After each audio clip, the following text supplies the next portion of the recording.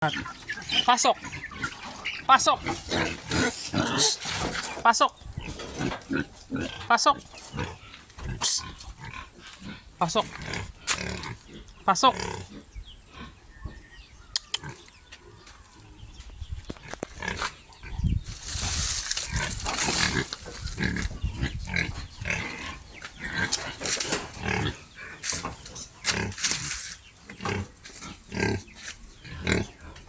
Kumustahin natin ang ating mga alaga.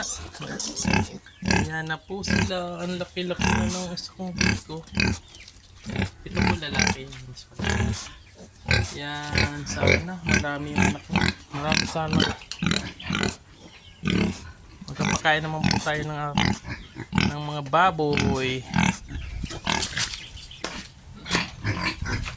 Ito yung anak na hindi na pinadede. Ito, buntis na ito. Nilagay ko ng bakal kasi nakakagat nila yung tali nila. Baka papalong. Baka wala. Kaya may mga ganyan po yan. Kasi kinakagat nila yung tali nila. Pag nakaganyan, hindi nila makakagat yan. Ayun. Ayun yung dalawa. Yan na po yung nangyari dyan sa aking ipa. Medyo bumaba na. Kaya maglalagay na ako ng magdadagdag ako. Saka yung na yan, yung mga tae nila, nandiyan lang yan. Winawalis ko lang po yan na paglilinis ng ganyang kulungan. Hindi ko pa po may na-search kasi ako, sabi nila 1 month daw pwede yung pagkapon yung bake. Yung yun. Isa lang naman yan. Kaya papakapon ko yan. Ang iba 3 weeks. 1 month pwede rin. 1 month ko na lang sila ipapakapon sa 4 1 month na sila. Yan, ang lakot dumede. Magpapakain na po ako. Maglilinis muna po ng mga dumi. Saka magpapakain po. Ang tataba na oh. Sayang yung anak nito. Hindi pinag-date. Namatay. Ito. Saka timbara ko nakalabas. Kaya ang problema nito pag wala ka pong tali sa mga native na to, kasi malakas tumalon yan. Ito yung nanay nila, ang laki nito. Buntis na ito ng 1 month. Sana madami siyang anak. Yan. So yan ang kaganapan dito sa aking mga alaga. Pasok!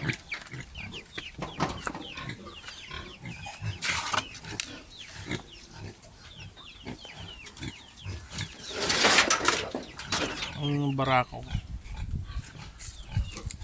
So maglilinis ako dito. Maglalagay ako ng ipa.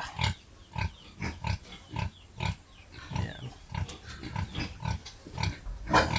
Iuwalay ko to mga 40 days siguro, 45 days. Ayan. Wala pa pong vitamins yan. Wala pa akong nilalagay sa kanila. Bali pag nakapon ako, magkapatuwa ng vitamins. Saka papapurga ko po yan ng pati na ipupurgayin ko. Papupurga ko para magbuntis agad. Yan. So yan lang muna po at maglilinis muna po ako ng kulungan. Aking mga magkapakain po ako. Ito na po sila ang aking ginawang munting tirahan nila. Medyo bumaba na yung ipa. Pero hindi pa yung nababasa. Hindi pa siya basa. So ito yung kainan nila.